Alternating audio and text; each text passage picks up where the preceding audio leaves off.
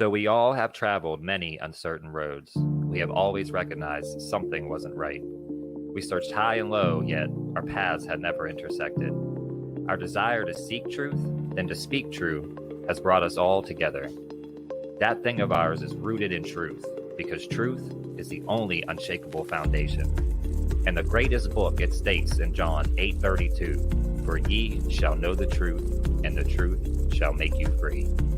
Truth is a powerful force. It is the foundation on which all great achievements are built, and the bedrock of trust and respect in any relationship. When we are rooted in truth, we can be confident that our decisions and actions are grounded in reality rather than in speculation or wishful thinking. The pursuit of truth is not always easy. It requires courage, perseverance, and a willingness to face uncomfortable facts. But in the end, the truth is always worth it. It allows us to make better decisions, to build stronger relationships, and to create a more just and equitable world. From politics and world events to entertainment and pop culture, we've got you covered. We'll explore our histories and stories that matter to uncover the truth that lies in the heart of each one. With our fingers on the pulse of the news cycle, we'll provide insight and analysis you need to stay informed and engaged. As we stay rooted in truth and let the truth guide us in all that we do, let us be willing to listen, to learn, and seek out the facts, even when they challenge our own assumption or belief. Let us never forget that the pursuit of truth is not just an individual endeavor, but a collective one. Only by working together With honesty and integrity, Can we build a better future for ourselves? And for generations to come. This is That Thing of Ours. How's it going, everybody? Thank you for joining us. Hopefully we still don't sound like Darth Vader smoking helium. It's a Tuesday acting as a Monday. How's the sound now? How you like me now? So, Alright, well, we'll try this again. Thank you, everybody, for joining us on this Tuesday, 4th of, what is this? I forgot now, June 2024. Alright, nope, sounds like the Daleks from Doctor Who. Robot voices. Okay. Alright. I don't know what's going on. There's nothing more I can do. Did we reboot? Yeah. I completely shut down the computer. Yeah, she did reboot. Not that you can understand anything I'm saying, because I couldn't understand anything that was being said earlier.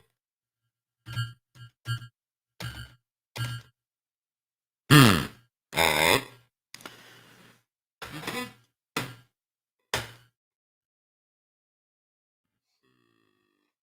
Hello? Testing. Your internet. Yeah, we might have to do the internet. I already did it. Reboot, restart. We did restart the entire stream. We did restart the entire stream.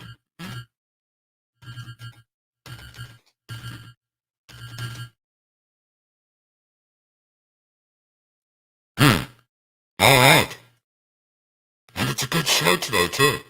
We got lots of good information. Running out of concepts and ideas here.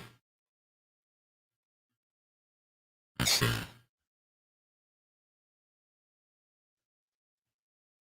Okay.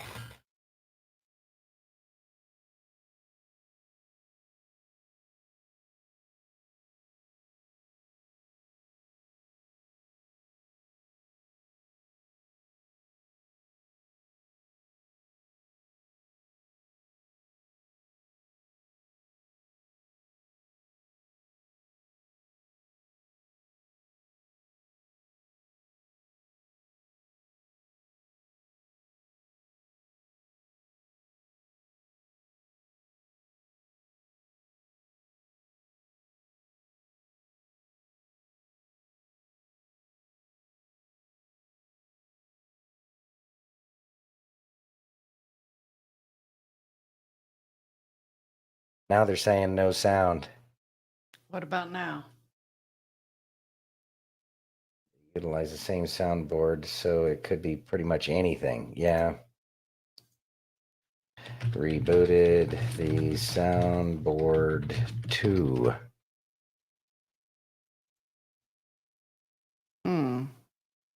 Sounds good there. Woohoo! All right, working. Yay! Stop. Don't touch. Yeah, don't touch nothing. All right, 5x5. All right, here we go. And I think we lost Pilled in this whole adventure now, too. Or actually, it's showing Pilled is up. It's showing it's up. Nice. All right. Well, thank God. Anyways, well, let's try this all over again.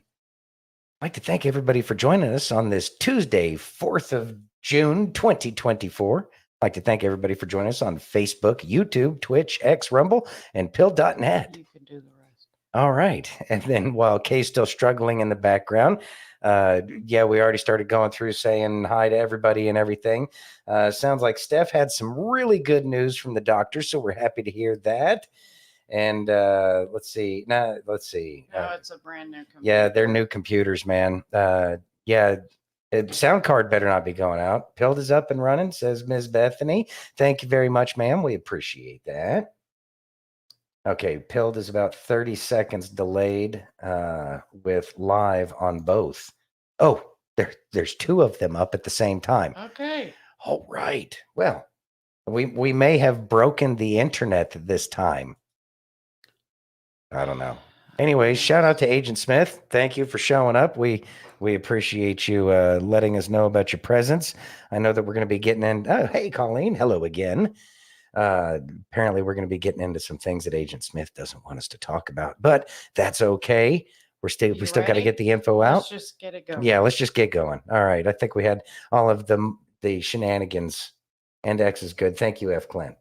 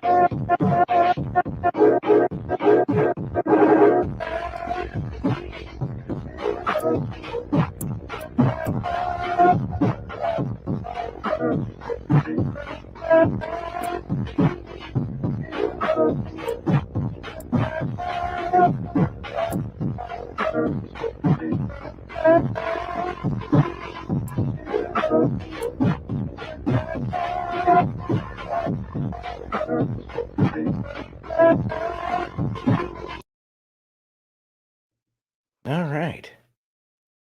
Kind of wondering if we lost the sound on that as well, because the sound started getting jinky on the end of that video. But anyways, thoughts on all of that. Fighting with drones, that is absolutely ridiculous. It's inhumane. I don't even know if it's legal, to tell you the truth, to have robots doing the killing for you. It's one of those things that I find absolutely appalling, because you're taking the human element. You're taking the danger away from humans that are on one side, and you're putting all of the problem. It's what kids call music nowadays. And you're putting all of the fear into the actual human beings, the boots on the ground, the infantrymen, the people that do all the fighting and the bleeding and all of the hard part of all of this. We all like to see the videos of the aircraft dropping bombs, but there's still a human being behind that aircraft that drops that bomb. Even with it's just... It's not a way to fight a war, and I don't believe that that's a good way to go about doing things. And truly, it makes war it makes the most inhumane that human beings thing that human beings do even less humane. And it's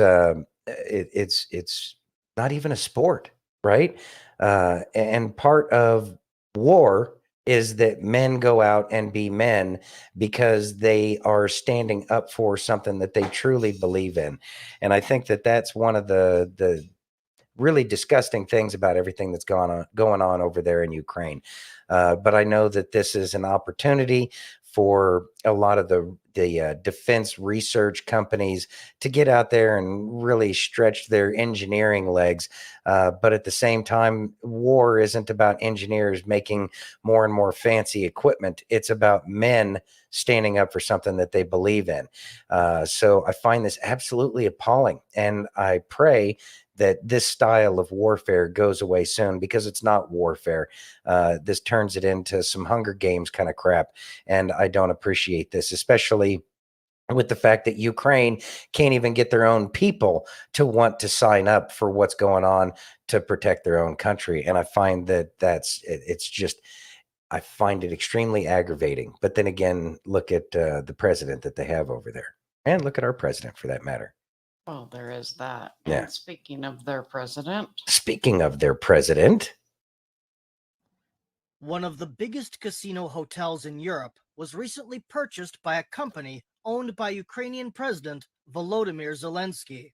Film Heritage Inc. is now listed as official owner of Vuni Palace Casino Hotel, located in Kyrenia, a city on the northern coast of Cyprus. Film Heritage Inc. is registered in Belize, and its owner is Volodymyr Zelensky, which was revealed in the Pandora Papers trove in 2021. The purchase was completed in the beginning of May 2024. It's unclear how much Zelensky's company paid for the casino hotel, although, according to online records available via Google Cash, the asking price for Vuni Palace was £150 million. Vuni Palace Casino Hotel is located on beachfront property and offers 5-star accommodations in Kyrenia, and it has a shared lounge, terrace, and restaurant. The casino provides a wide range of options, such as table games, including blackjack, poker, and roulette. It also offers electronic games, providing players a selection of slot machines. The casino was built in 2006. According to Booking.com, Vuni Palace is not taking reservations as of May 27th, probably due to the process of changing ownership. thoughts, Santino? Isn't that interesting? So 150 million pounds, that works out to 190 to 200 million ish dollars. God, where did he get all that money to manage to be able to buy that casino? Isn't that interesting? Has all this money to buy 3 yachts, buys a casino in Cyprus. It's I mean, it's not like we're dumb. It's not like we don't know what's going on. And I look for, yeah, he can retire after this war business. Exactly. He's done good for himself. Isn't that amazing? I think all world leaders should retire now. If not sooner. If not sooner, maybe tendered their resignation for like 3 or 4 years ago. Wouldn't that be nice? But I think that this is one more of those things, that corruption, it's going to show a lot of things. Not only is it going to lead people to the truth about Zelensky and the real reasons why the war is going on over there in Ukraine, to show the excessive corruption that's over there. And the thing is the people of Ukraine are good. I don't blame them for not wanting to fight in that war. F. Clint says, playing the piano with this D. What do you mean, where you get it? Well, after yesterday's video about him and Maricon doing the dance off, I mean, Marcon, the French guy, it's amazing.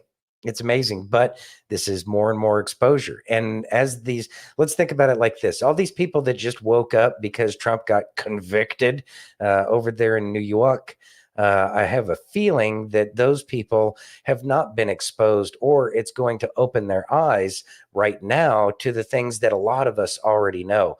And so a lot of these people who are just waking up, you see what I did there, F. Clint.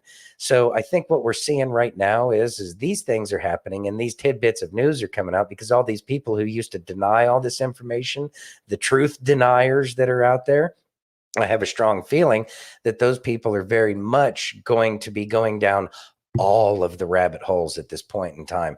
And so as their eyes are opening, we're going to see a lot of stuff that that is rehashing of old information for us, for the people who've been awake and trying to awaken people for quite some time. But in the end, this is part of the process. Think about your process that each and every one of us went through as we were waking up, because we know that there were a lot of people who had woken up before us. You know, Kay and I didn't wake up until the election was stolen from Trump. But I know that there were people who. It was when COVID. Yeah, it was during the COVID. CVID. Yeah. Oops. Yeah. Yeah. So yeah, during the Rona period and the election, everything that was going on. So with that being said, I know that there were people who were awake long before us. A lot of them are anons because they had to be anonymous back then. We're much less anonymous than a lot of people. But I think it's time, that people, are able to come out of the dark. We need to be able to come out of the dark. And this is how that's going to happen, especially with what just happened to Trump. And we know that more and more people are going to be waking up, and there's going to be a lot more stuff. It's like, well, I already knew that. Well, yeah, of course we already knew that. It's not for you. It's for the people that are waking up now. So F. Clan says the problem are the grenades that they drop on guys. I agree, because then they don't even lose the drone. It's a reusable drone, and I just don't believe that that's a way. It's not fighting. That's certainly not fighting. That's just terrorism, as far as I'm concerned. Well, But there is that. That's my opinion on that. Yep. You ready? Yeah. To the sea? Yes. Okay, which river, which sea? The Sea of. So you don't know. Okay. No. The answer was the Mediterranean and the Jordan. What does Hamas say their number one goal is according to their charter? They just want to free Palestine. It's to murder all Jews around the world. How many years did Israel occupy Gaza? Late 1800s, the entire time. Since 48. It was actually under Egyptian control for the first 20 or so years, and then Israel actually left Gaza in 2006. I'm shocked. Wait, they left? What is the definition of Zionism? Doesn't that mean you hate Palestinians, right? Jewish people who think that Judaism is the highest race. Zionism actually just means that you think Jews are entitled to having their own homeland to protect themselves from another Holocaust. You don't even have to be Jewish. That makes you a Zionist. Okay. What does Antifada revolution mean? I don't know what that means. But you've chanted it? Yeah. It's like a global call to murder Jews. Wow. Did you know you said that? No, Would you say it again? probably not. How much have our foreign adversaries donated to American universities in the last decade? No idea. I couldn't give you a number on that. The answer was over 6 billion. How many Gazan refugees have the Arab neighboring countries let in the last few months? 35,000? The answer was 0. Look, you asked an education major about students don't seem to know what they stand for. So wouldn't it be great if these expensive colleges actually taught them something?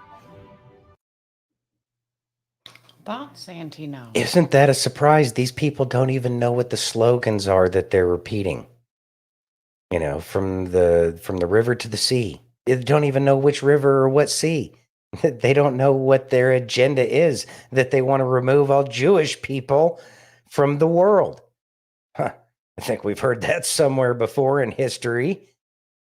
It's ridiculous. And then that one, an education major. Well, okay, maybe you should educate yourself. And this shows the very, very problem at the core of what's going on with our university system, is that they are getting people who just have malleable minds, and they can mold their minds into whatever. Hey, Rambo, thanks for joining, brother. Aaron. Or Denise, they can't even travel in town without GPS. See, that's another thing, is we, might not have even had a map, but we still knew where we were going. History is full of lies, F Clan. I agree with you. I agree with you 100%. But at the same time, this is what we see right now. And we see that they're trying to rewrite history as it's happening. And so that's why it's important for these exposures to happen. This is why it's important for these kids. This is how they wake up. They start, they don't even know the questions to ask. And that's that right there is the real problem with the education system, is we're not teaching these kids how to ask questions, how to question something rationally. And I think that that's going to be one of the big changes once we get rid of the Department of Education the way it is right now. Will there be a need for it? I don't know. They haven't shown a reason since the inception of the Department of Education as to why they should continue to exist, because in the end, they take the tax dollars from a state, they go through it, they take, 10% off for the big guy right off the top, and then they redistribute it back to the very state where they got the money from, and then they tell the state how they're supposed to use that money. And see, that's the problem. The problem is that the states don't have the ability to say, no, we're not teaching this. No, we're not allowing this. We can allow discussion about this. And that's what schools should be about, is an open forum to discuss different ideas that are different from everybody else's ideas. I think that that's very important, that there is that diversity of opinion. But that diversity of opinion has a requirement. That diversity of opinion has a responsibility to it, and that responsibility is that you're open-minded to other ideas and perspectives. And once you're open to other ideas and perspectives, then you can come to a logical conclusion about what is and is not going to be a good way moving forward. And that's what we're not teaching these kids. So by putting philosophy in school, which I believe is desperately needed at much lower levels. We shouldn't be teaching philosophy in college.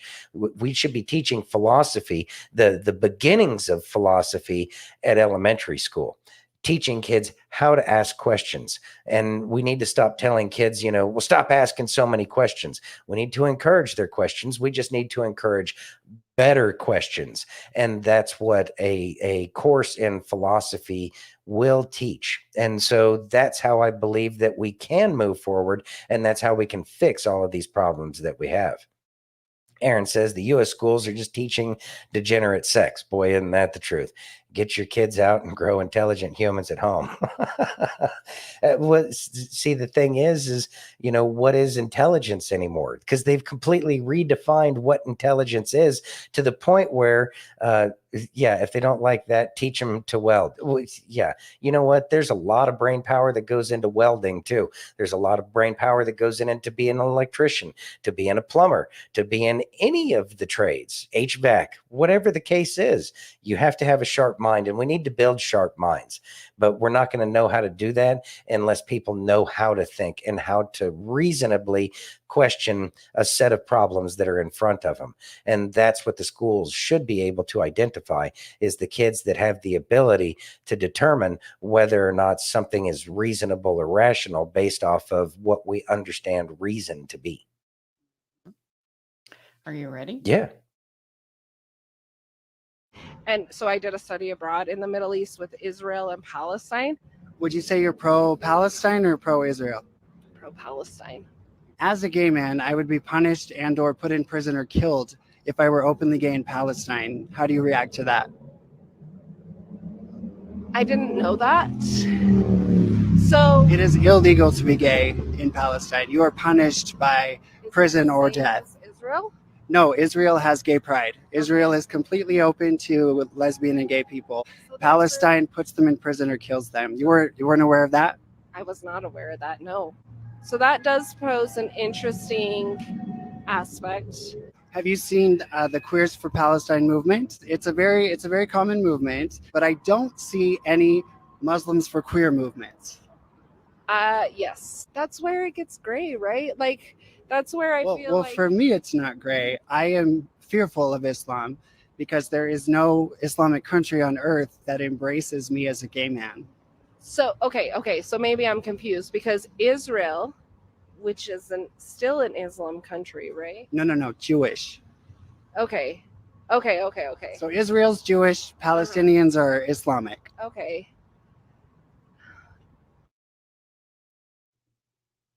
Thoughts, Santino? This is how they wake up. This is how you wake up the wokesters. This is how you get them to go from woke to awake. is they need that direct interaction from somebody that they can't argue with. That gal in her rainbow dress could not argue against this gay trans person that was right there. And we are seeing more of these trans people, speaking out. And there's a lot of them that are speaking out that disagree with a lot of the wokester crap that's going on. But at least the smart ones understand that the Palestinians want to murder them. And they know that they don't want to go over there. Sadly, there's a lot of sheeple out there who really just don't know that what they're saying is that they want the people that want to unalive them are the people that they want to take over in that part of the world. And so it's the direct facts by someone that they can't throw the usual television talking points right back at them, because you can't throw the TV talking points at that person with the microphone in their hand asking the questions. And so these are the kinds of things that need to happen. And these are the kinds of videos that need to be spread around, so that way they have the opportunity to get into the right hands. So that way, maybe it will start that discussion with the people that we know. So that way we can kind of hand walk them through the process as to what's going on to get people to start thinking. Yep. I mean, what are your thoughts on that, Kay? Unfortunately, I believe that so many people just get behind the crowd. They have no desire to look things up on their own. And they think that just as long as they're following the crowd, that everything's okay. But that person's sitting there supporting someone who would throw people off a roof. And that's the thing that they seem to be forgetting. Those were videos that they were putting those videos on like the nightly news, where they were throwing people off of the roof because they were gay. I know. How easily we forget. Yep.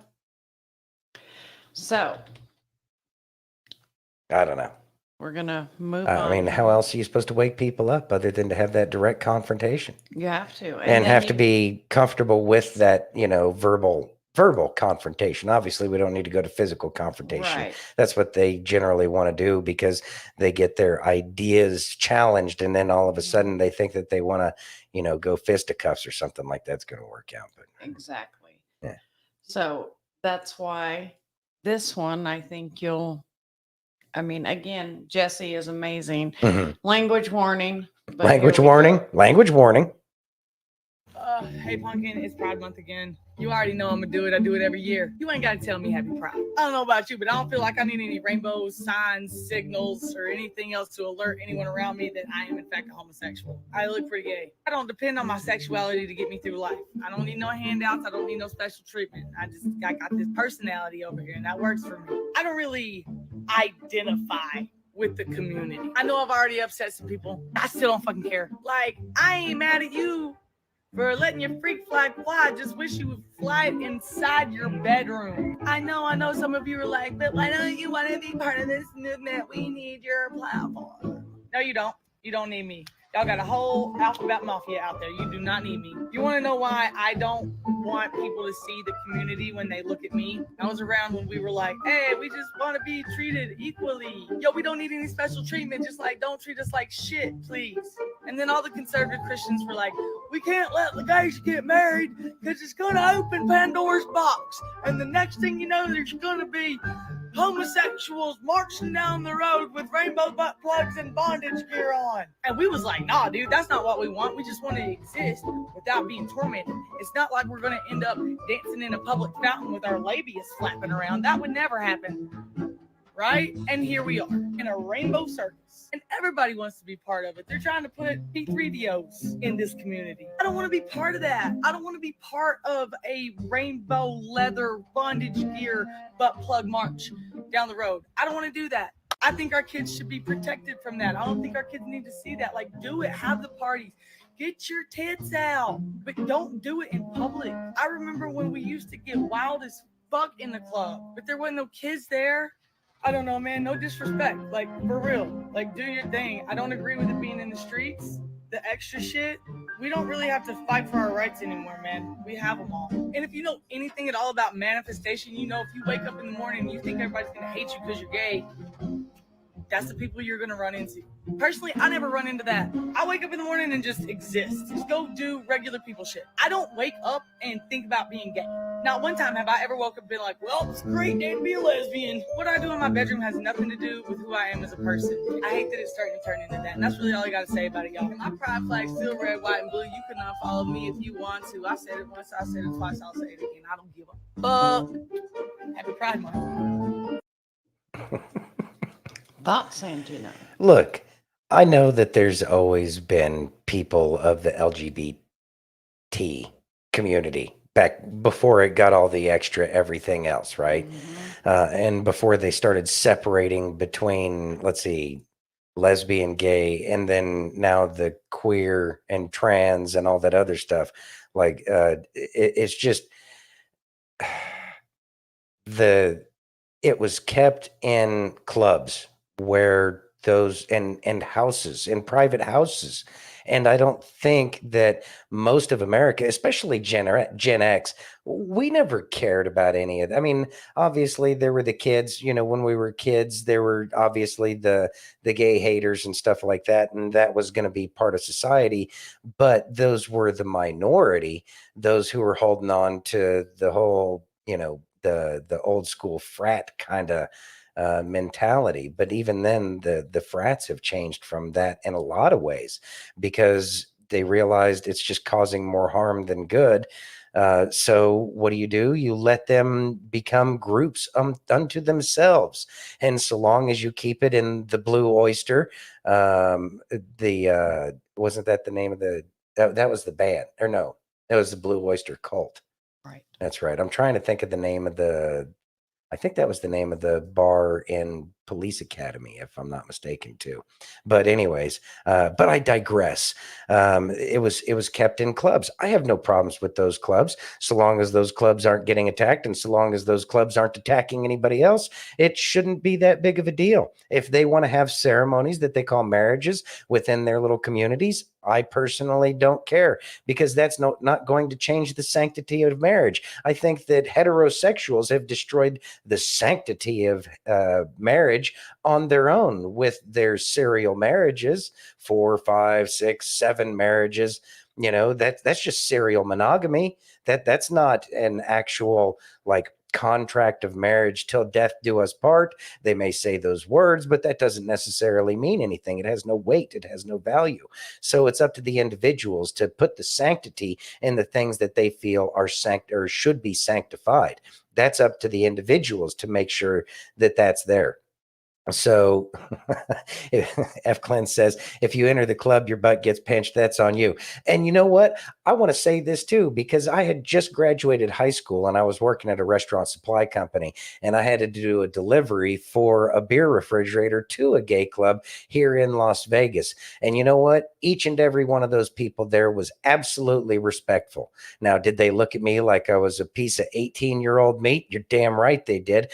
But at the same time, they were respectful, and I always respected that, and I always felt that was something that says these people don't deserve to be getting the bad press that they're getting, because they do have respect and they do understand boundaries. And that's what the weaponized version, the agitators, the community organizers like Barry and co, those community organizers that say, no, it has to be in your face, you have to accept it. And not only do you have to accept it, you have to celebrate that lifestyle. I shouldn't have to celebrate anybody's lifestyle like nobody has celebrated my lifestyle. I know that I upset a lot of people before because I was a jackass, but at the same time, I didn't think people had to celebrate me. I felt that promises should have been kept and upheld, but that's a different story altogether. But I never felt like anybody had to kiss my ass. And I don't think that anybody should be forced to kiss anybody's ass, because in the end, it's not genuine. And if you're okay with fake, that's on you. But you shouldn't make me be a part of your fantasy world and make me celebrate whatever it is you choose to do in your life, because and being gay may not be a choice, but it is my choice to celebrate or to not celebrate. Mm-hmm. So we need to get back. And I think that that's what she was truly touching on. And I think that's what we need to get back to. You do your thing. I'm not sitting there shoving my tongue down Kay's throat out in public. We may hold hands or whatever, but that's just mild public intimacy. People hold hands. Over in the Middle East, people hold hands to get men hold hands all the time. That's a normal part of culture.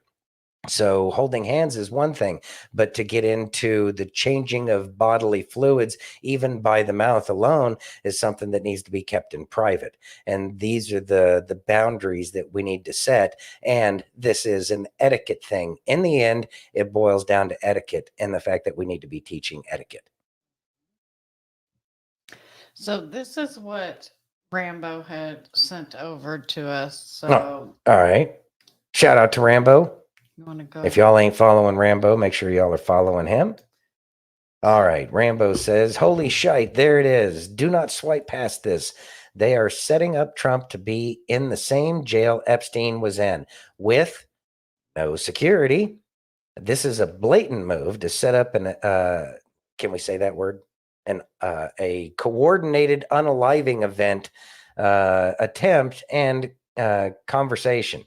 According to a news release, the denying infinite security and government resources allocated toward convicted and extremely dishonorable former Protectees Act, or the Disgraced Former Protectees Act, HR 8081, would reform the U.S. Secret Service's protective mission by automatically terminating Secret Service protection for those who have been sentenced to prison following conviction for a federal or state felony, clarifying that prison authorities would be responsible for the protection of all inmates, regardless of previous Secret Service protection.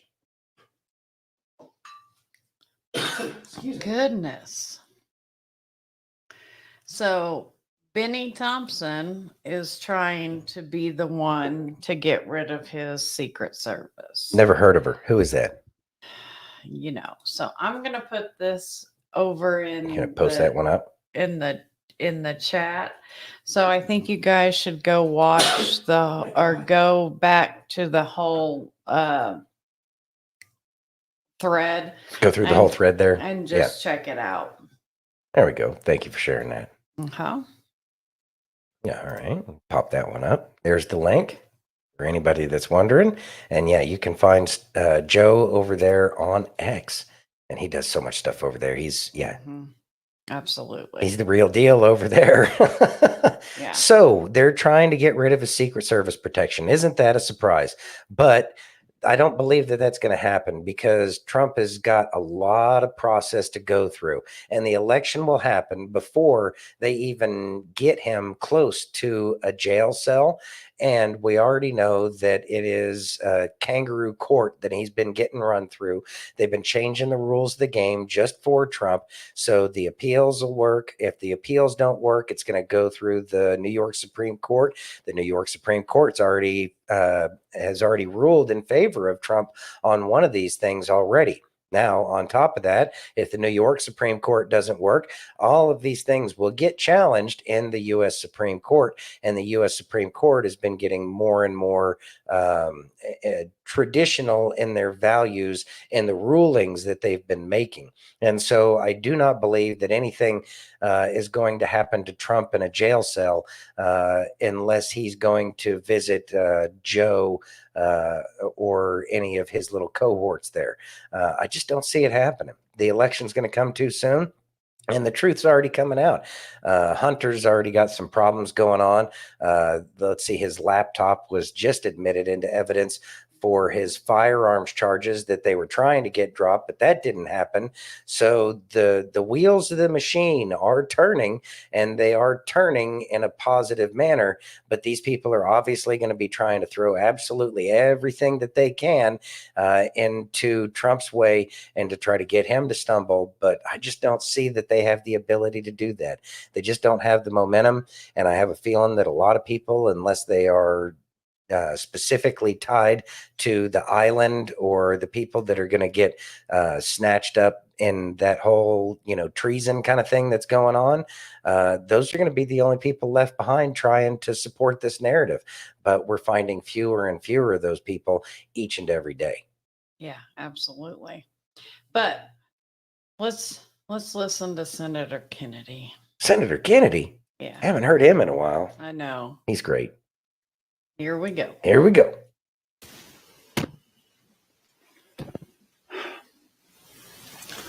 Okay, I want you to listen up. Here's the drill. President Biden is in trouble politically. He's polling right up there with fungal infections. Part of the reason for that is that he gave in to the loon wing of his party, and he dissolved the southern border.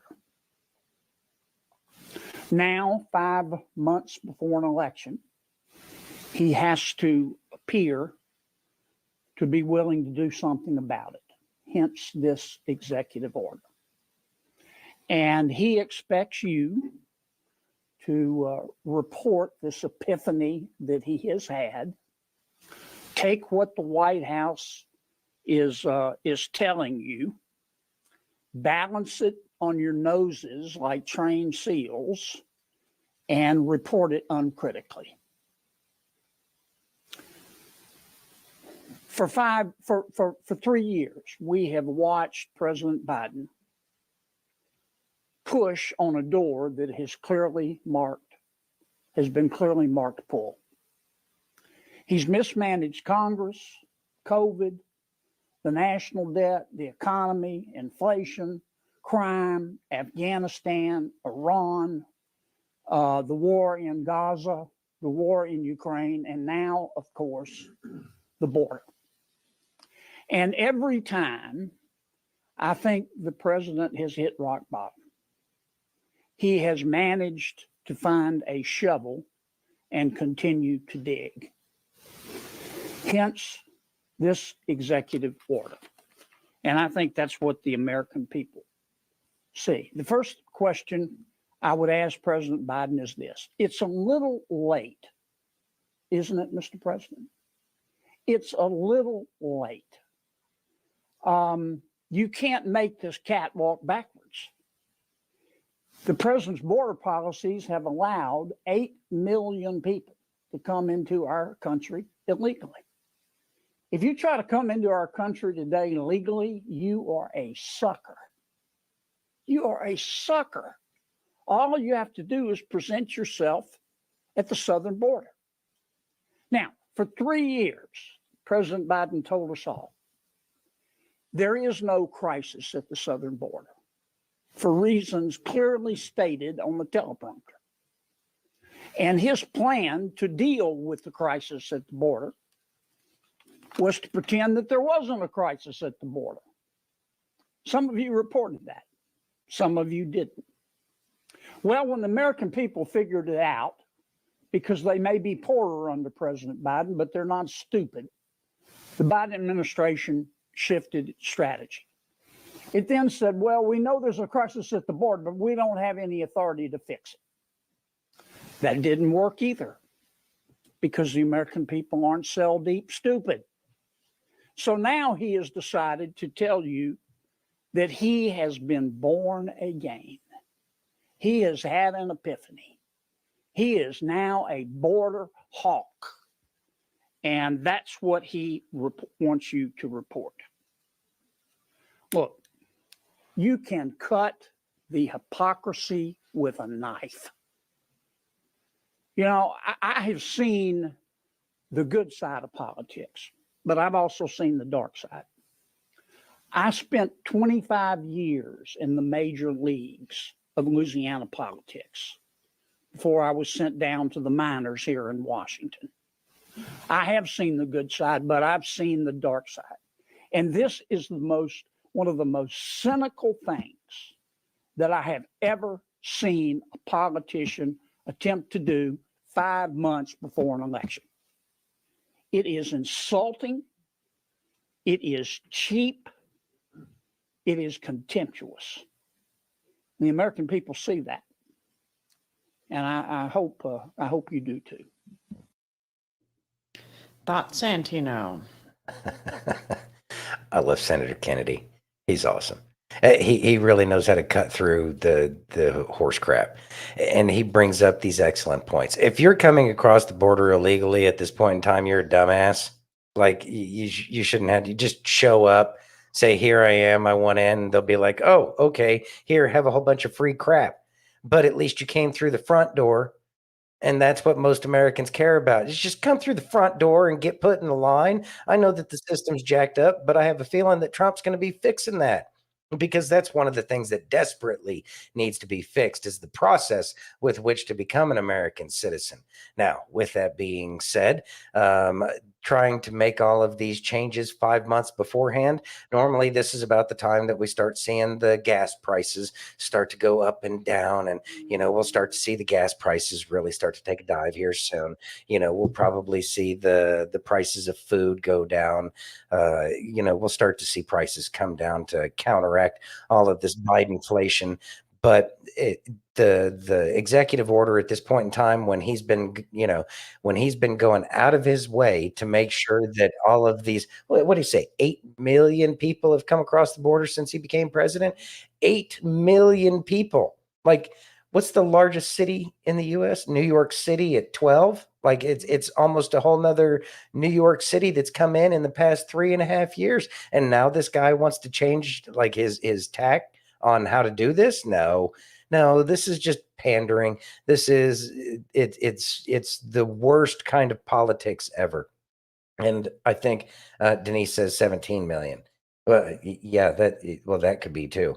And so the executive order, it was he already had everything he needed. He didn't need to do an executive order. It was about the orders that he was giving to those who were in charge of the senior executive service level people who have been in charge, and he's been giving them the marching orders to say these are the things that need to happen.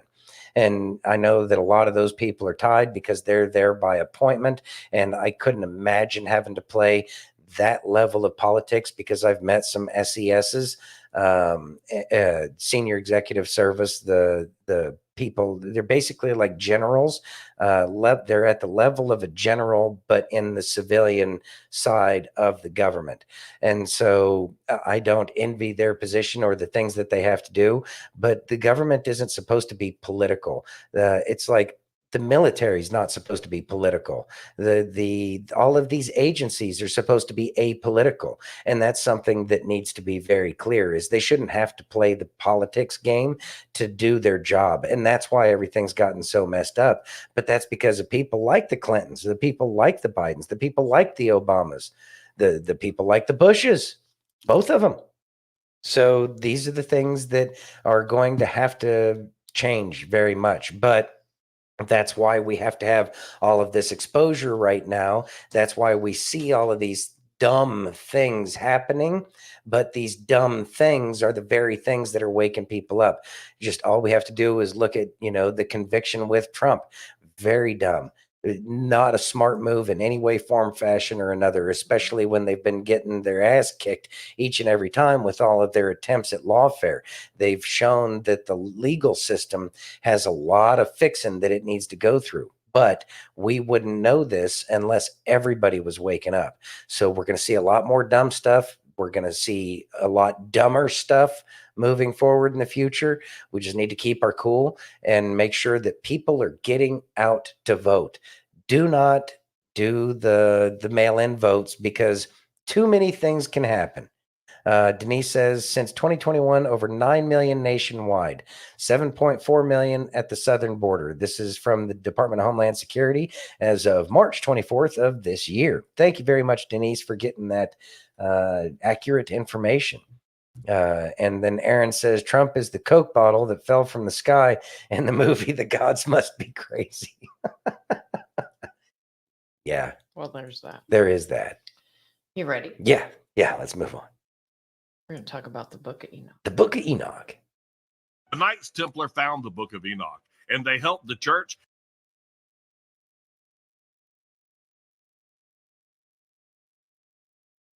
We're working on it. Obviously, Agent Smith is doing Smithy things. We already gave you a shout out, man.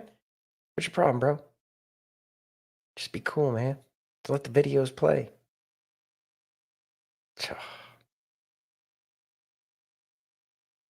Well, isn't this interesting? Well, okay. Well, that's another video. An emperor was growing old and All knew right. it was time to Go with choose that. his successor. Instead of choosing one of his assistants or his children, he decided something different. He called young people in the kingdom together one day.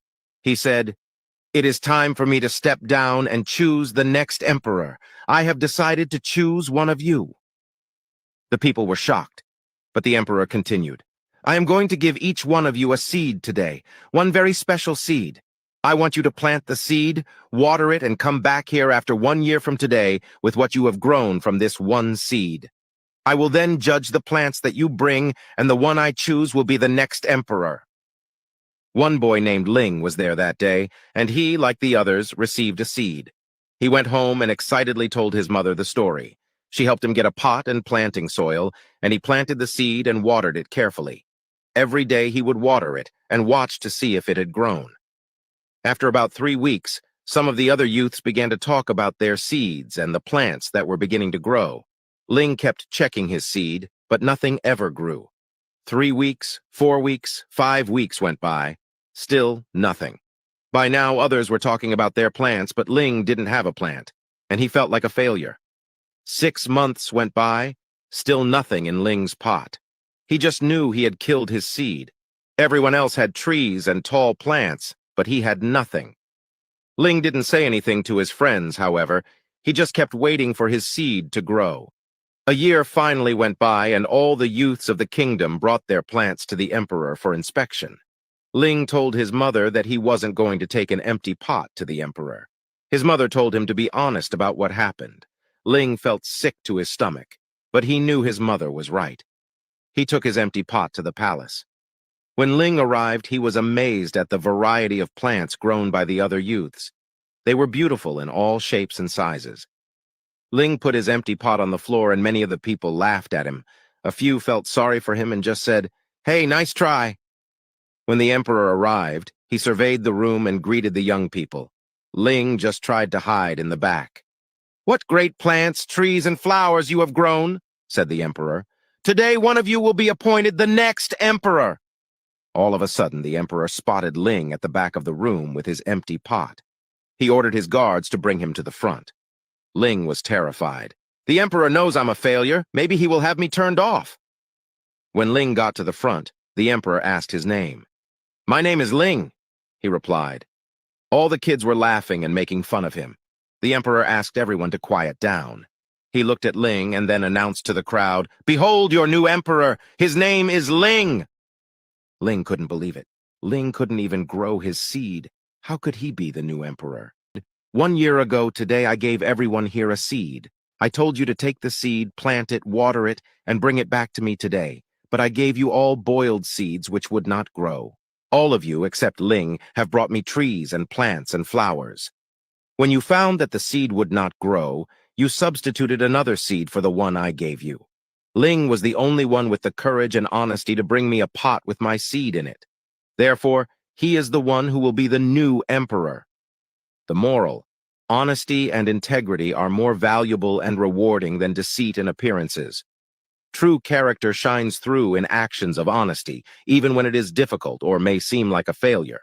If you find value in this story, please like, share, write a comment below, and follow for more. Thoughts, Antino? All right. I think that that's a great allegory for the way everything seems to have gotten the way it is today.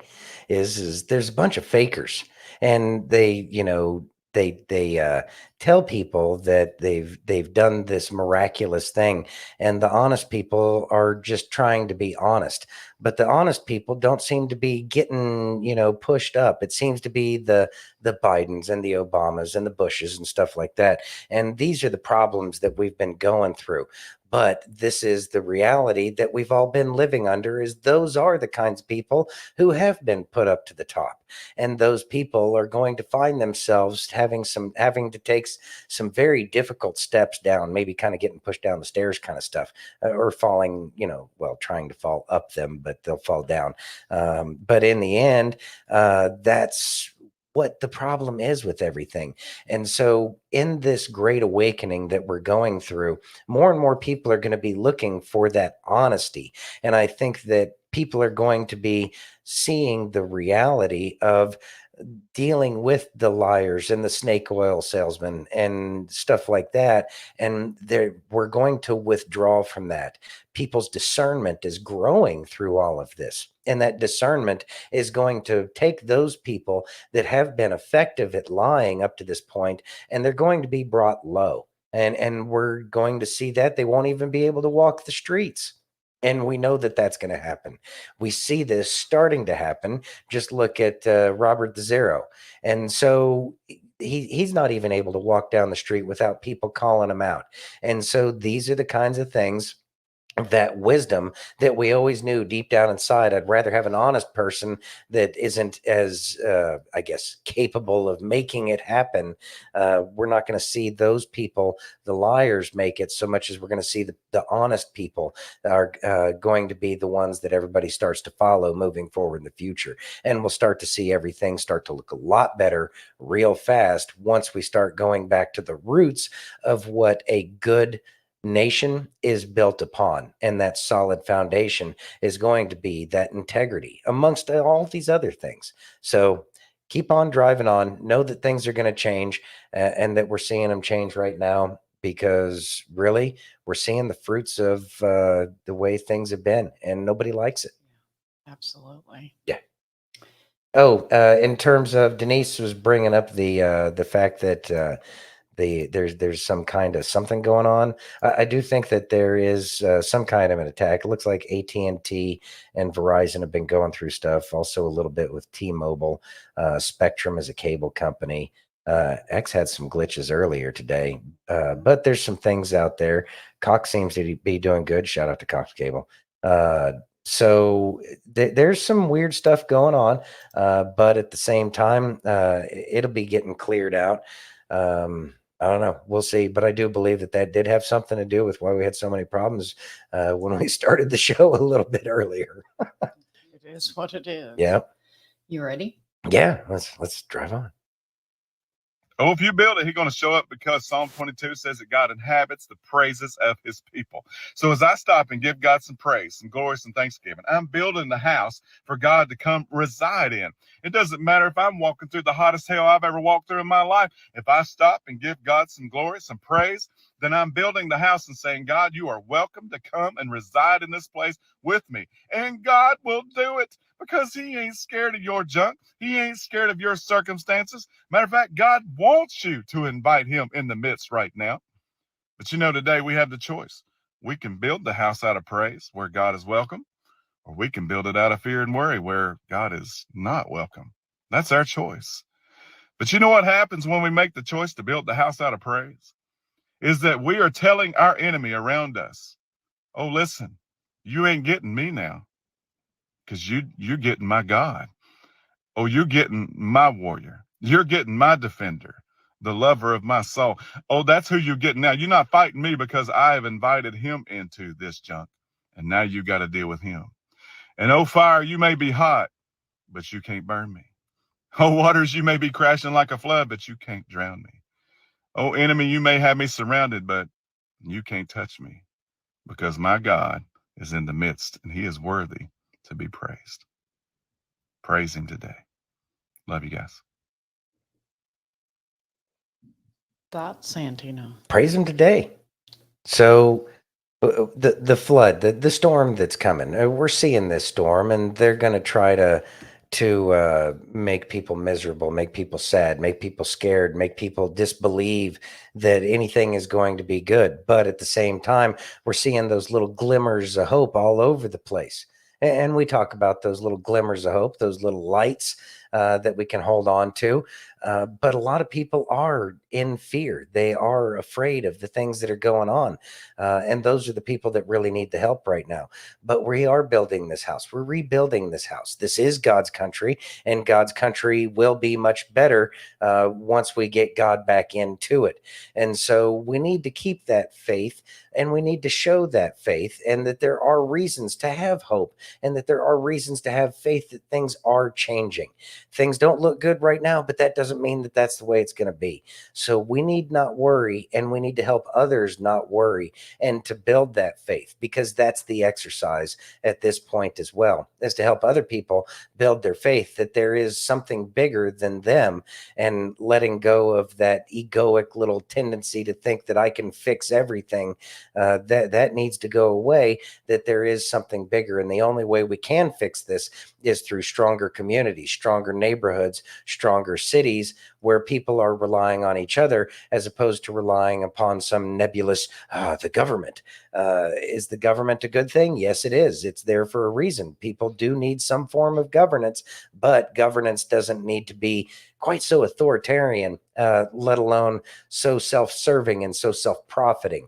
And those are the things that are going to be changing. And that's why they're going to fight with everything they have, because they have a lot to lose. Those are some big fancy houses that they live in that they don't want to give up. But what they don't know is it's all temporary, and none of that crap matters. But it'll be okay. You can still live. You just won't be living as awesome as you think you are until everybody starts to be able to live the way that we should all be living as a basic level for humanity, especially as citizens in a country where we're all created equal. And if we're all created equal, then we should have that equal chance without being shunned from society because we have the wrong opinion, or we chose the wrong, college, or we chose the wrong fraternity or sorority, or all of these little things that we break us down into. Oh, I was born black. Oh, I was born white. What advantage does anybody really get anyway? I know that I haven't ever woken up and said, thank God I'm white, so that way I have it easier.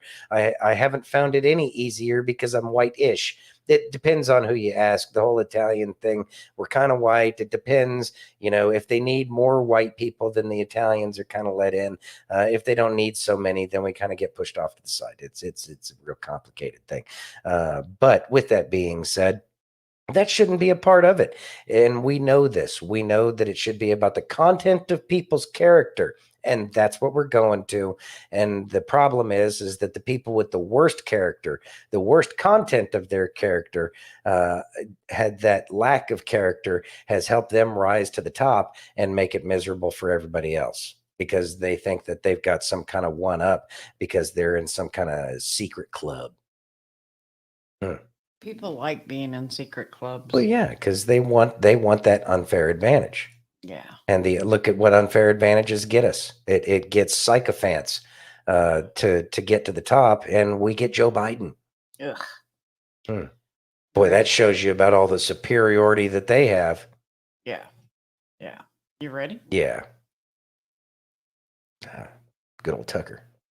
Stop being curious about this because I don't want to know anymore. You truly don't want to know anymore Nope. about it. I think I know what's up. So I can't prove it. Probably not going to articulate it, but I think I know what's up. Yeah. Can you articulate it? I think it's a really old story. What is it? I'm a Christian and I am fairly sincere about it. I try to be sincere about it, more sincere than ever for sure. One thing that you notice about every world religion I'm familiar with, I'm interested in that topic. There are commonalities between religions. Jesus is unique and I believe in Jesus. So I don't believe in any kind of pantheology. Okay. I don't think they're all equal or anything like that. I think mine is correct. I think that. But there are commonalities that are very striking between all world religions I'm aware of and all creation myths. One of them, and this is of course true for Christianity, very true, is that the belief that supernatural beings take physical form. They all believe that. The Greek myths, Jesus, most famously. And it's described in Genesis as well, in Genesis 6. If every culture in the world that we know about, who's left any kind of written or physical record, is reaching the same conclusions about something, maybe there's something there. Thoughts, Santino? So I like the way he kind of was dancing around it and the way it was portrayed in the little clip there. He thinks he knows what it is. He doesn't really want to expand on it, but then he goes and turns around and says, I'm a Christian.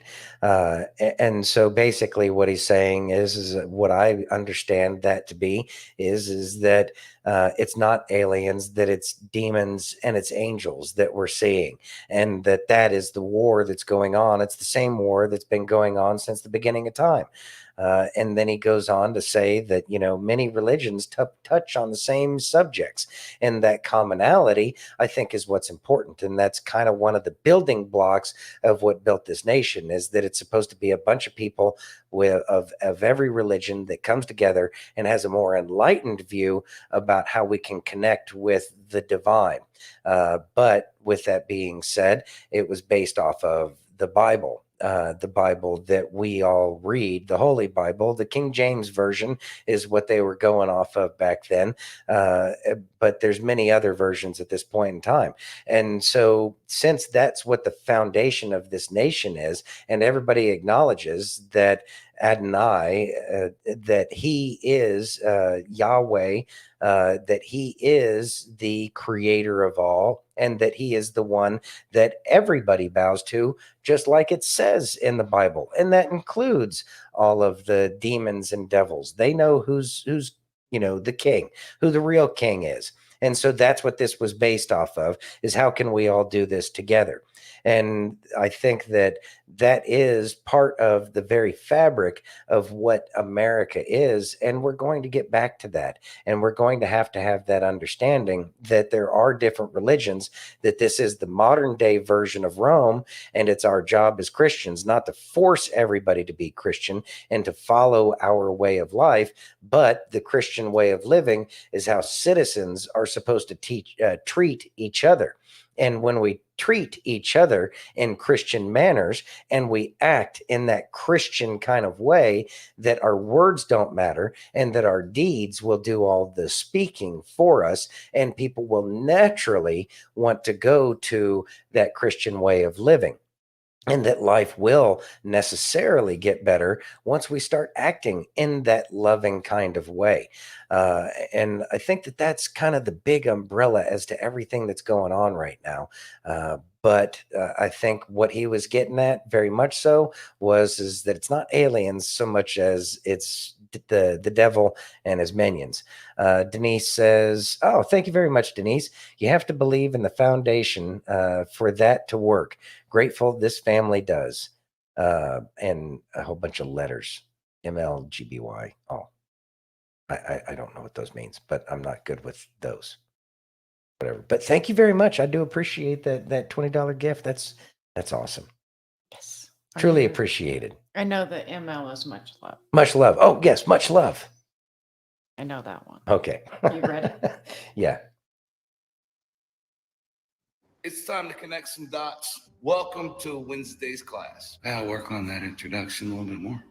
Ladies and gentlemen, if you haven't learned about Fauci's email just yet, you should turn on any news source that is reliable, and they will let you know about Fauci's emails. And in those emails, there's some pretty damning shit. Basically, he was telling Obama's people they didn't need to wear masks. Meanwhile, telling Trump and telling everybody else they do. Why is this important? Because I believe what we're about to approach right now is a constitutional crisis. Could it be that Dr. Fauci was working with some nefarious characters to actually take a position to oust Trump from office by using it under the ruse and the guise of a virus? No, that's conspiracy thinking, isn't it? No, it's not. Matter of fact, if you thought that way, pin a rose on your nose. These fucking people are sick. What gets me, it's not the virus, it's not the people that passed away from it, sadly to say it. God rest their soul. What it is the suicide rates that went up. Not only suicides in adults, suicides in children. This is the toll of fucking lies from our government. This was posted this year, February 10th, 2021. So if Fauci helped perpetrate the fraud actually went through, we do have a constitutional crisis. There is no way around that. On a good day, sedition. In this case, treason. And I hope they smoke his fucking boots for that. Now, make no mistake, I have a personal connection to this. My daughter's cousin passed away just recently. Fuck the deep state.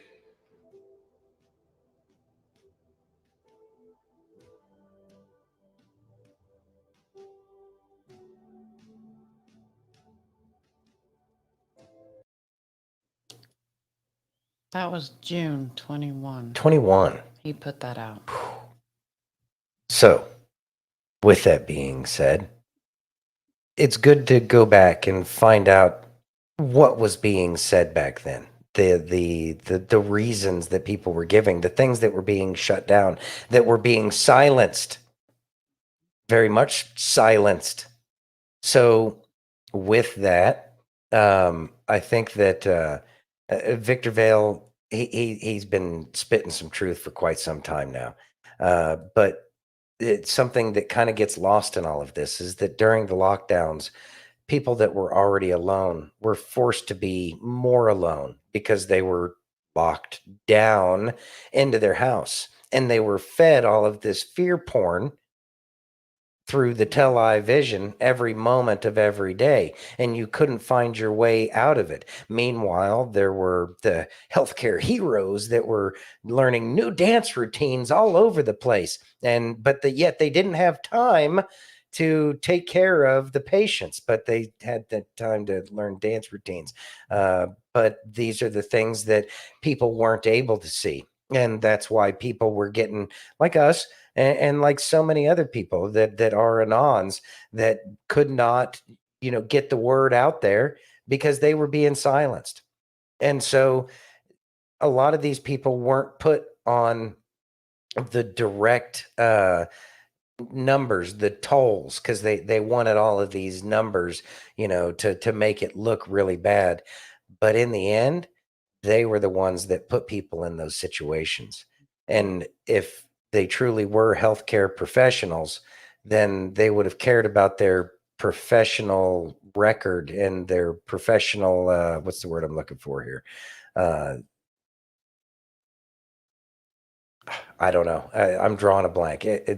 I don't know what you're trying to say. Yeah, that's fine. Anyways, the appearance Well, they that, wouldn't have fired me well, but that, yeah, I know. if they truly cared Mhm. about health. Mhm. When a doctor said I shouldn't take the hokey pokey. When another doctor said, and the conversation wasn't allowed. Reputation, that's the word I was looking for. If they were concerned about their professional reputation, they should have acted more professional and recognized and known, since they have all of this education and training, that people who are depressed that get locked down, yeah, squirrel. Yeah, I know. Thank you. I forgot all about the squirrel. They were quick to leap on board for all that money because there was a lot of money that was being handed out for everybody, to include those people that died in motorcycle accidents for some reason was caused by the Rona. Yeah, I know. So the professional reputation is shot. Extra money. Well, thousands of dollars. And so the professional reputation and I is use the shot. term we loosely, just Mhm. because I worked in the industry at the time. As an accountant. But Yeah. with that being said, if one doctor is saying you're not supposed to take this because of, You would think other doctors would listen. because it was in relation to your personal individual medical scenario, and they weren't listening to that. They weren't listening to people's religious exemptions. They felt that they had the rights to be better than everybody else and tell everybody else how they're supposed to live. Well, I know you got big houses and big vacations that you got to pay for as you go gallivanting across the world in your cruise ships and stuff like that. And I think, good for you. I'm happy for you that you got to live life up. But your reputation suffered, and it's up to y'all to try to fix that moving forward. But that's why we need to get back to the way things were, where the county pays for all the medical, and that the insurance companies don't have any say as to what kind of uh, uh, medical procedures people get. That's another problem altogether. That's probably between the insurance companies and big pharma. That's where a lot of our problems stem from. Denise says doctors are people too. They are. They were bullied and passed the bullying along to us. I don't think that that's always the case, because I know a lot of people that were doctors, that are doctors now, that I went to school with, They fought as best as they could. So keep that in mind, as not every doctor is like this. Not every doctor is playing that game. A lot of doctors are just trying to keep their medical license because some doctors became unalive. Some doctors lost their licenses for telling the truth. So we do need to be rational in terms of the way it's moved forward. We can't send everybody to the guillotine. It's not the French Revolution. Are you sure? Yeah, we're not French. Okay. You Frog- ready? Frogs. But the frogs have been out there shitting in their own river out there. Yeah. Why we don't turn vacant office space and buildings like this into housing for people? Well, I'm going to explain why. Now, if you follow the news, you've known we've had a lot of problems in the commercial world getting tenants. Let me show you how bad it is. So much vacant space. But even though all of this is vacant and not making money, we are not going to convert it to residential buildings, or we're not going to lower rent for it. And that's because there's two ways that we make money in commercial real estate. And it's not through cash flow or all that stuff that residential guys do. The first is what we would call capitalized value. So our goal with these is not to make them very profitable right now or on a monthly basis, is to increase the capitalized value of the property. Now, to do that, we have to go for the highest paying long-term tenants. So this thing can sit vacant for 2 or 3 years. We don't care, as long as we get the rent up to the level that we are looking for. Now, here's the number for you. For every $1,000 I can increase rent on these commercial buildings, I add $250,000 in value to the actual owner of the property. Now, the second reason we can't just go and convert all of this, even if it made sense financially, we still wouldn't convert all of this into residential property, because this is also a tax shelter. And the second we switch the use of this property, there is a lot of tax implications. It's different for everyone, but it could cost us millions of dollars just by making this residential property. Whereas if we keep this all as vacant commercial, we can keep writing off taxes against it. So there's a huge tax incentive. This is one of those things where it's not our fault. Blame your government for it. And I guess the last reason is that local governments give a lot of resistance. So we've had some people around the country who've converted places like this into residential buildings because there's a big housing shortage. But I mean, it really is area dependent, because local governments can be really brutal when it comes to making any new residential property. I've told you that in other videos. People are very greedy. They don't want new properties coming in and potentially bringing down the value of the existing real estate. So that's the situation here. So, I mean, I appreciate all the suggestions, like turning this into a paintball arena. That was a really nice one. But most likely, we're going to keep this vacant until we can force all of you guys to come back to the office. We'll see if we're able to do that. But hopefully that answers some of your guys' questions. And I'll see you all on the next video. Now, before I say thoughts, Screw that guy and his stupid bow tie. no, what I was going to say is he is absolutely 1000% correct. He could sit on that for 10 years and actually make more money with tax breaks than he could by turning it into residential.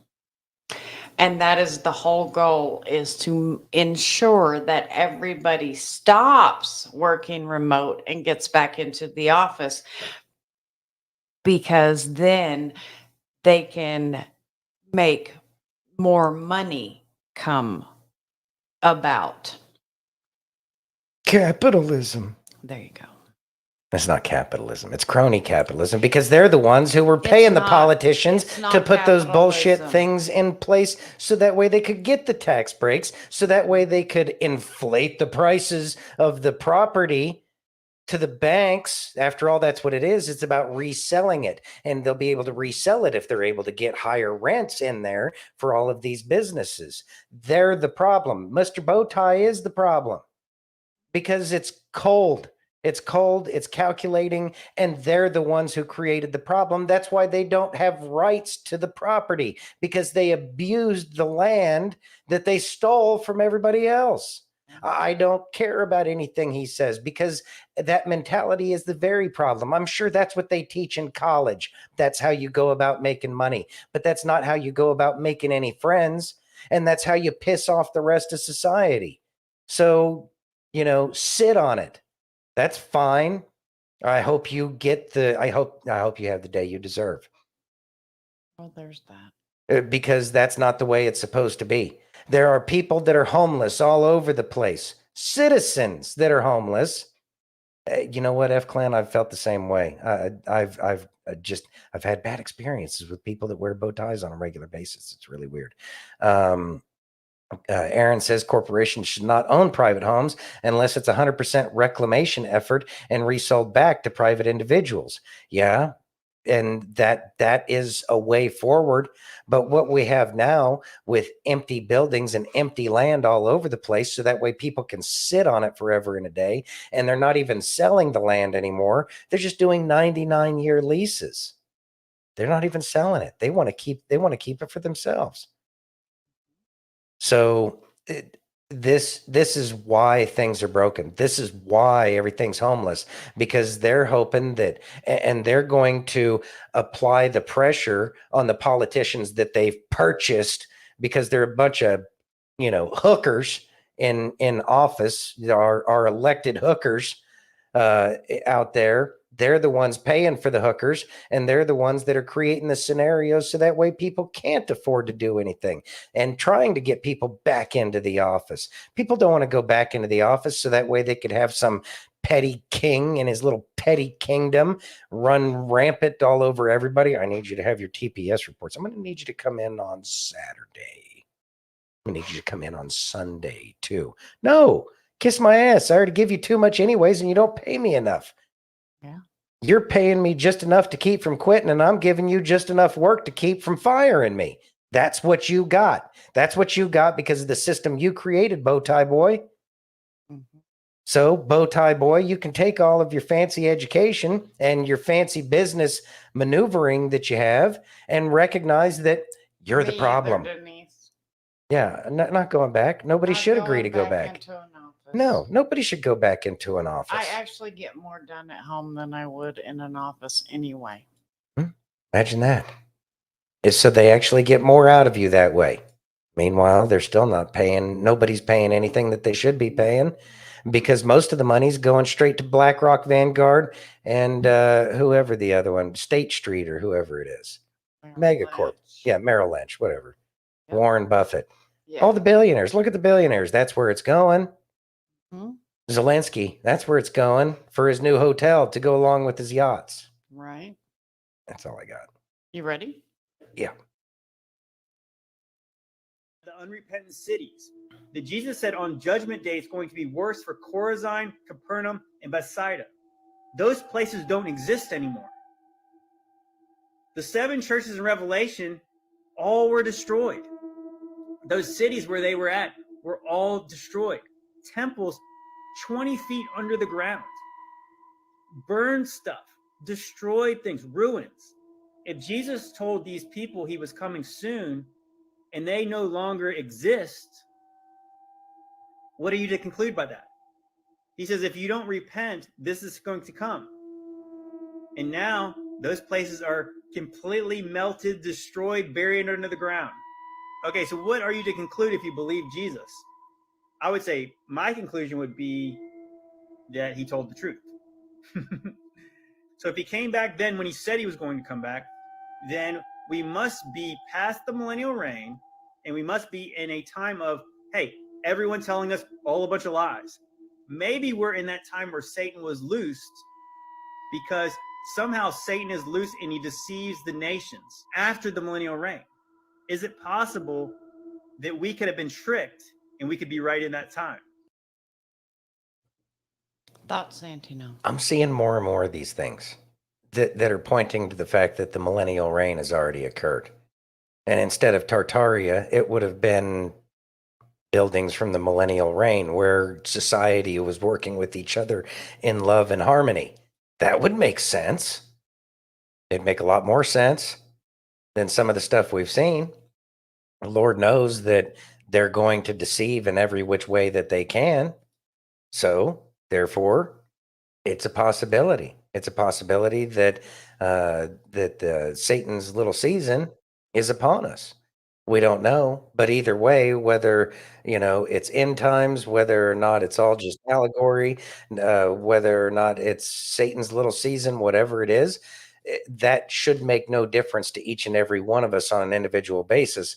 What that should mean is that we should continue further in our journey towards faith and our understanding and connection with the divine, our divine creator, with God, and with moving forward with love and trying to create a much more loving, peaceful world around us. I don't think it would make a difference in terms of what part of the Bible people want to guess and pick, whatever we may be in.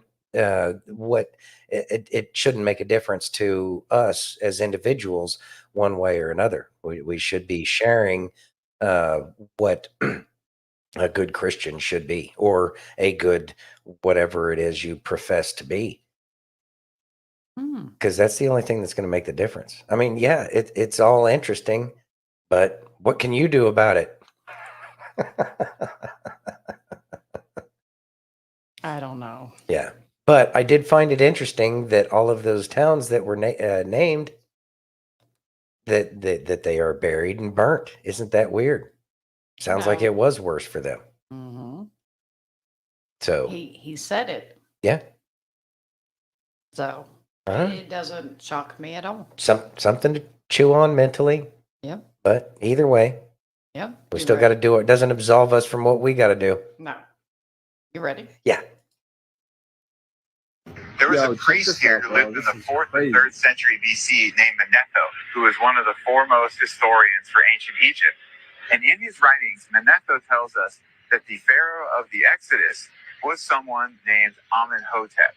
Is there a pharaoh named Amenhotep that is reigning during the biblical date 1446 BC? Amenhotep I reigned from 1546 to 1526. His reign is too early. Amenhotep III reigned too late, from 1414 to 1377 BC. In between them, Amenhotep II reigned from 1450 to 1423. And so the biblical date of 1446 BC for the Exodus falls within the reign of Amenhotep II. The Amenhotep that Manetho is writing about must be Amenhotep II, because the dates of his reign are in sync with the biblical date of the Exodus. There's additional information from other verses in the Bible that can also be used to further test Amenhotep II. For example, in Exodus, it talks about the Pharaoh that reigns before the Exodus Pharaoh, and he is often referred to as the Pharaoh of the oppression. In the book of Exodus, we are told this: Pharaoh tried to kill Moses, but Moses fled from Pharaoh and went to live in Midian. During that long period, the king of Egypt died before the Lord had said to Moses in Midian, "Go back to Egypt." In the New Testament, in Acts chapter 7, Stephen is retelling how Moses fled to Midian. But then after 40 years had passed, he returned to Egypt.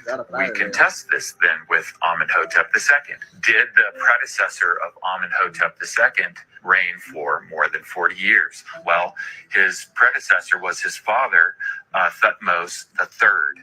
And Thutmose III had a reign of 54 years. He's the only pharaoh in the 18th dynasty that had a reign for more than 40 years. So Amenhotep II passes this test. Exodus 11:5 says of the 10th plague that every firstborn son in Egypt will die, including the firstborn son of Pharaoh, who sits on the throne.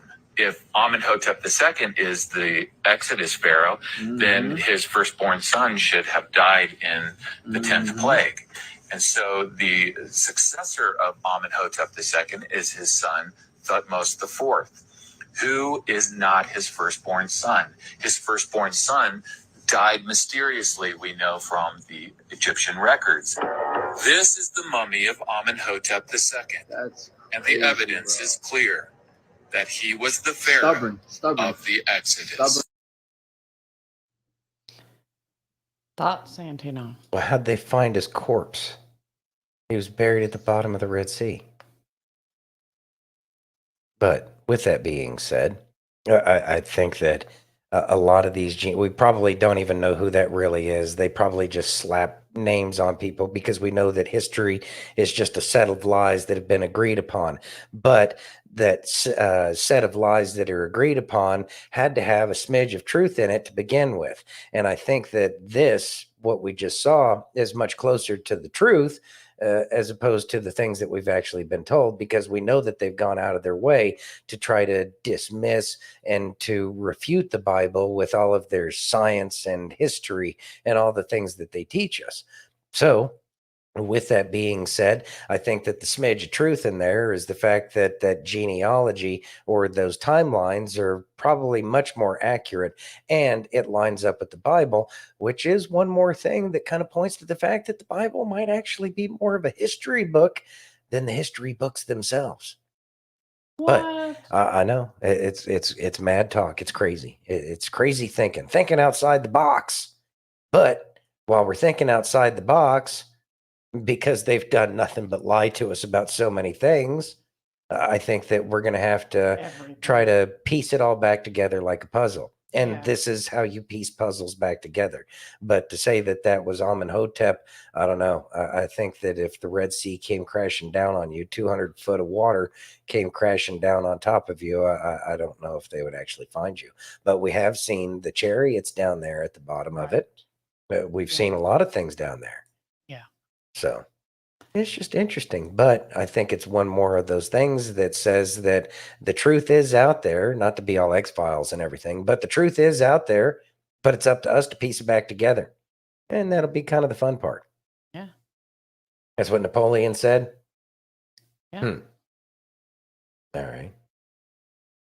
Everything in the last 100 years. Yeah. Yeah. Who knows how much they've changed in the last 50 years. Exactly. You ready? Yeah. This is why Freemasons refer to God as the great architect, because God was working. God geometrizes. Sometimes Freemasons refer to God as the grand geometrician. That all of creation has this geometry inherent in it. And when you start looking, it's there. Yeah. You can see it, to the point where, no, you cannot dismiss this as coincidence anymore. Yeah. There's some kind of a pattern here. And I don't claim to ultimately know what it is, but I can show examples. And in my classes and lectures and stuff, I show example after example after example, and how there's a certain set of numbers that recur over and over and over again, and they're found on sacred structures all over the world. Yeah. I've seen a lot of documentaries covering the pyramids. Yeah. Have you seen the work of Robert Edward Grant? I've been on. Thoughts, Santino. All right. Well, Aaron hit the nail on the head. The Fibonacci sequence, golden ratio, and so many more of those things.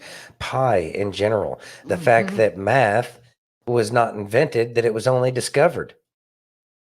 Everything, the fabric of all of creation is just built with math throughout everything. And I know that a lot of people give Masons a hard time because there's some people that in Masonry that have been known to do some very questionable things. But how many Masons that you don't know that are doing good things all the time? I know that my personal experience with Masons have been generally very positive, or they were quick to correct me when I was doing dumb stuff. So with that being said, I try to deal with them with an open mind. But it seems to me that when they're talking about these very things, and they've been talking about these things as the grand geometrician, the geometrician, that they understand something that most people don't know. And if you try to explain it to people, that they just won't get it, because even I know Disney, but if you look at some of those old videos, they were telling people about these very things like the golden ratio. And if you don't think that they're real, you see it absolutely every day. Those cars that people end up lusting after and loving because they have beautiful design. It's not just cars. So many paintings photos, everything. If you see the golden ratio in there, your eye is naturally drawn to it because it's in absolutely everything in nature. Look at a pine cone. Look at a nautilus shell. Look at so many of these things. Are they perfect to that math? No, but it's an individual living little creature. Of course, it's going to be not perfect, just like us humans aren't perfect, but we're based off of that design. The human body itself is built off of that. Your foot is just as long as your forearm from your wrist to the inside of your elbow, and then your arms completely stretched out is the exact same as the height of your body. Now, is it exactly? No. Your waist? The waist and neck. Well, yeah, okay. Kay hates this about me because generally I don't like trying stuff on when I'm going clothes shopping or anything like that.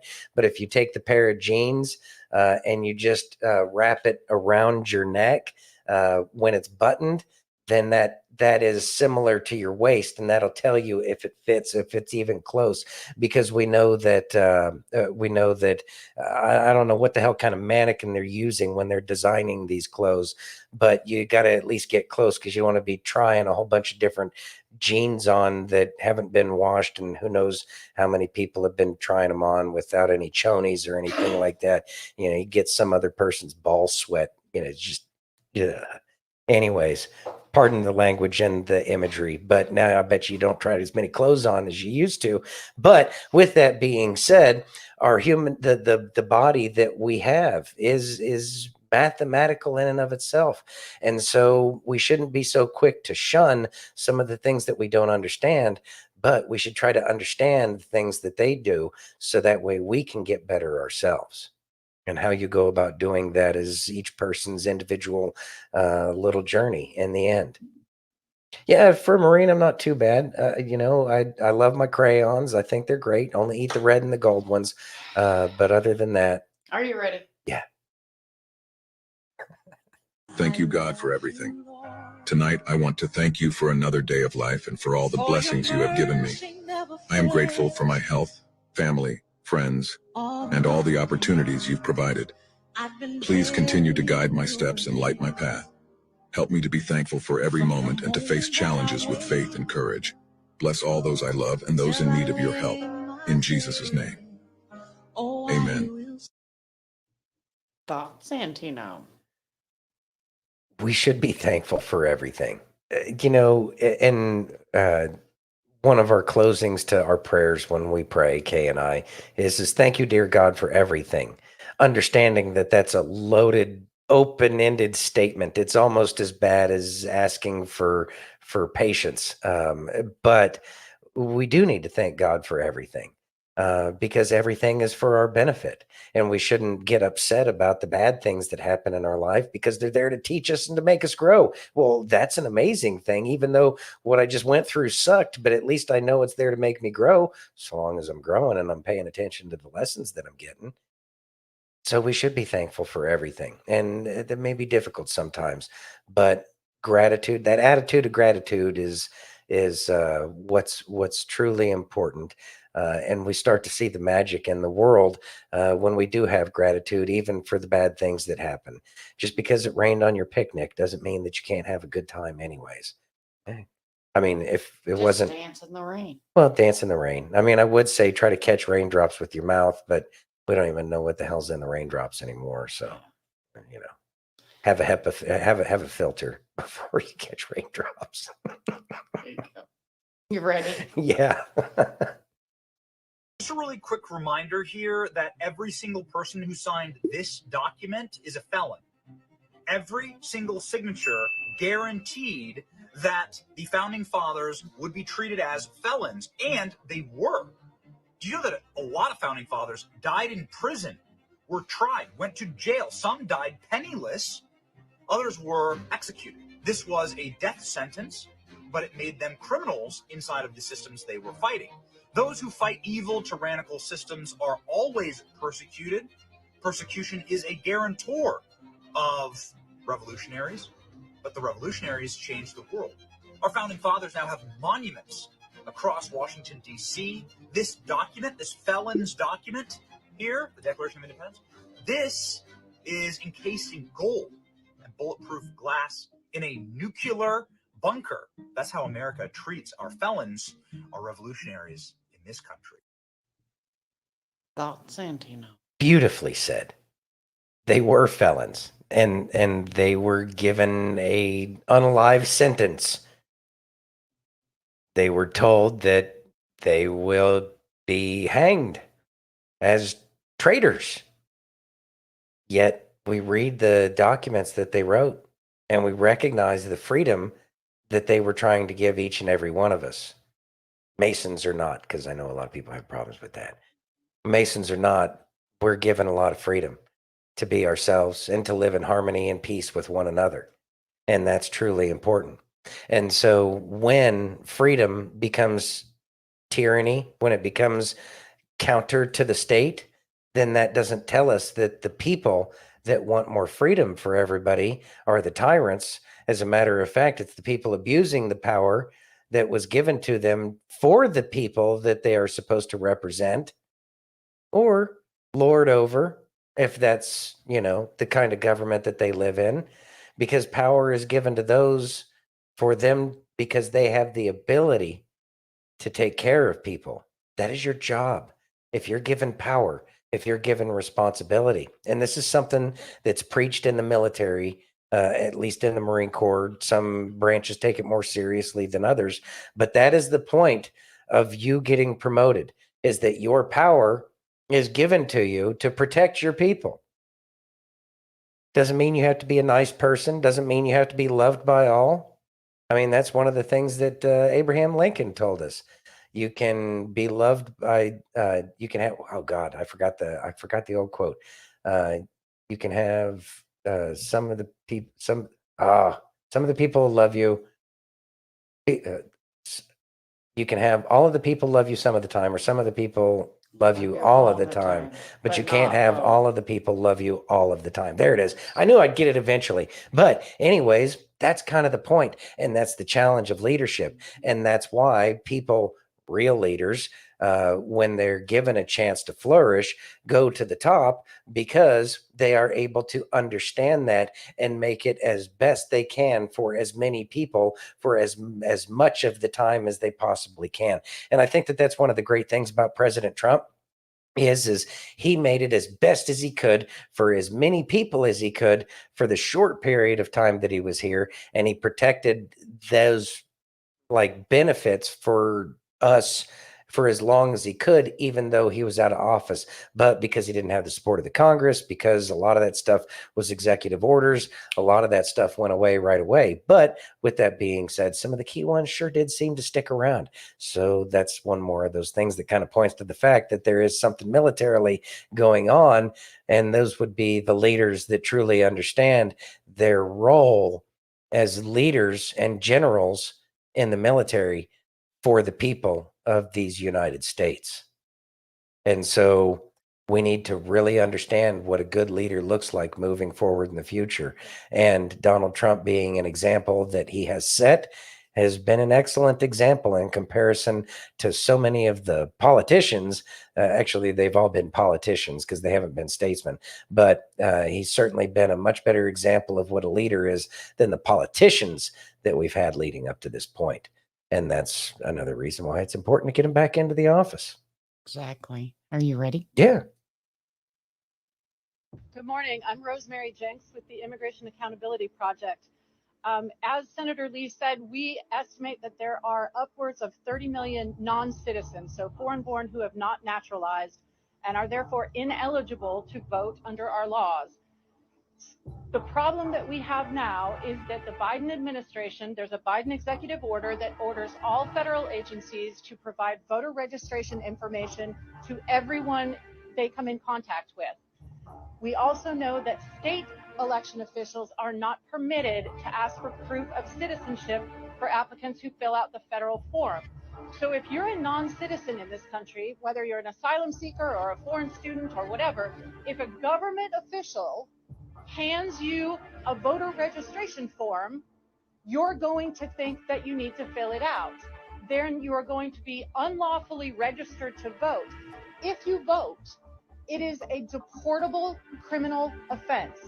So I want to just do a little public service announcement here and say, if you are not a citizen of the United States of America, you are ineligible to vote. And if you vote, you are committing a criminal deportable offense. We need to pass the SAVE Act and secure our elections. Thank you. Who was that in the background? Chip Roy. Chip Roy. There it is. Okay. You ready? Yeah. Is there a follow-up to that? I'm sorry. No, that's fine. So, yeah. How could you think that you would go into another country illegally and think that you could vote for the people who run the country? Like, I'm not trying to go to the UK and vote for the next king. I would have picked a different one. I mean, I know that's not how it works, but I know. clearly they need to figure something out over there. Their parliamentary system is not working very well. It sucks. Yeah, it sucks. Yeah, pick a new line. That blood is spoiled.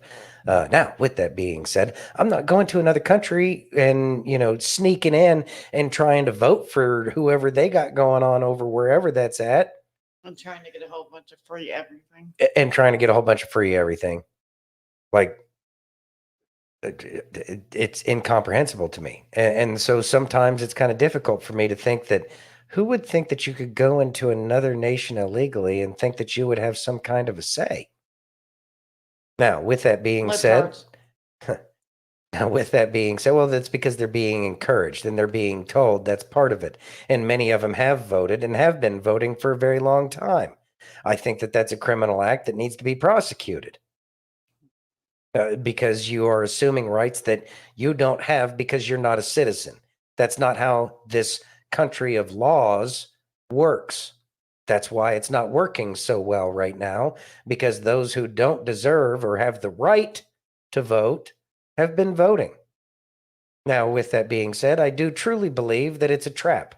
I'm going to go all Admiral Akbar. It's a trap. I think it's a trap. Yeah, go ahead, vote. Fill out that paperwork. They'll never figure out who you are. And when Trump comes back into office, they won't use any of that information to figure out who you are, where you're at, and what your intentions are. Let that sink in. I do believe it's a double cross. Again, people like President Trump, people like Kash Patel, I think that these people are running I think these are operations. We'll see how it all comes out in the wash. But I have a feeling, just like the free phones and everything else, they already got all your information. You're just digging your own grave a little bit deeper. Maybe not a grave, but you're definitely making sure that you got that ticket out of here once it all gets, when all the wrongs get righted. And that day is coming. There is a reckoning coming. Mm-hmm. Yeah, there's lots of conversation going on. Yeah, I believe that they are operations too. Yeah. So we shall see. We shall see. You ready? Mm-hmm. A woman of God, according to the Bible. In a society where the definition of a strong woman is constantly evolving, have you ever wondered what it truly means to be a woman of God? Let's explore the essence of a woman of God. Number 1, strength and dignity. Proverbs 31:25 declares, "She is clothed with strength and dignity. She can laugh at the days to come." A woman of God carries herself with confidence and grace, facing the future without fear, because she knows her worth is rooted in God. Number 2, wisdom and kindness. Proverbs 31:26 says, "She speaks with wisdom, and faithful instruction is on her tongue." A woman of God is wise and kind, offering guidance and encouragement to those around her. Her words uplift and inspire, reflecting the love of Christ. Number 3, faith and devotion. Luke 1:45 praises, "Blessed is she who has believed that the Lord would fulfill his promises to her." A woman of God has unwavering faith. She trusts in God's promises and lives a life devoted to his teachings, knowing that his plans for her are good. Number 4, Compassion and generosity, Proverbs 31:20 shows. She opens her arms to the poor and extends her hands to the needy. A woman of God is compassionate and generous, always ready to help those in need. Her heart is big, and her hands are always open to serve others. Number 5. Perseverance and patience. Romans 12:12 encourages, be joyful in hope, patient in affliction, faithful in prayer. A woman of God is resilient, facing life's challenges with patience and prayer. Her strength is found in her relationship with God, and she perseveres with hope and joy. Number 6. Humility and faithfulness. 1 Peter 3:4 highlights, rather it should be that of your inner self, the unfading beauty of a gentle and quiet spirit, which is of great worth in God's sight. A woman of God is humble and faithful, valuing inner beauty over outward appearance. Her gentle spirit shines brightly, reflecting God's love to the world. In a world that often defines women by fleeting standards, the Bible calls us to a higher, everlasting standard.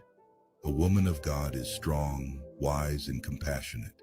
She lives with dignity, faith, and an unwavering commitment to God's will. So, ladies, let's strive to embody these timeless qualities. And remember, your true worth and beauty are found in the eyes of the one who created you. Drop an amen if you agree, and pass this to someone who needs it. God bless. I think one of the biggest things that happens is instead of realizing that being a person of God, whether it's woman or man, that so many people, especially women, want to be the Kardashians. And that is part of that is the biggest part of the problem we have going on right now, is that that over the years, people have thought that being Kim Kardashian is better than being a good person, and that it's okay to be Human. be who you are, and to realize that beauty is much deeper on the inside than it is on the outside, because you can have the worst personality and make yourself the ugliest person on the planet because of how you act, like Kim Kardashian in my eyes. And so I think one of the biggest problems is we do need to teach these younger kids that it's okay to be who you are and to love God and not worry about a Ferrari or a Lamborghini or butt implants or boob implants or any of that other implanty stuff, and just be a good person. Mm-hmm. Seasoning, Santino? If there's anything that modern society has taught us, is that beauty is only skin deep, but ugly is to the bone. So, with that being said, real beauty goes all the way through. And it may not look like what society tells us beauty is supposed to look like. And that's something that we have truly gotten away from. Beauty is so many other things other than what this meat suit provides. Beauty is fleeting. Beauty doesn't really provide much any value whatsoever. And even then, does it provide any value other than just a mere distraction at times from what's really going on in the background? So we need to redefine what beauty is. But with this awakening that we're going through, and so many people starting to see the world with a different set of eyes that realize real lies, I think that people are starting to understand what's truly important and where real beauty lie. And that is what we should be following, because real beauty is about people other than themselves. Real beauty looks like Melania Trump. Real beauty looks like so many other people that Kim Kardashian would turn her nose up at, even though she was just Paris Hilton's maid. Whatever. Anyways, so Paris Hilton's maid, go do your thing, lady. But I think that people are waking up to the fact that we just don't want that anymore. Not on you. It's not you, it's us. So with that being said, I'd like to thank each and every one of you for joining us today. I'd like to thank you for joining us on Facebook, YouTube, Twitch, X, Rumble, and pill.net. Absolutely. And if you haven't already, please take a minute to hit that thumbs up button. Take the red pill over on Pilled.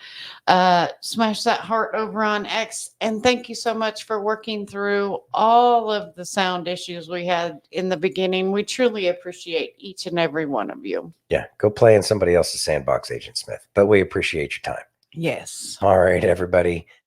We thank each and every one of you for joining us tonight. We love you all. Have a great night. God bless and be safe.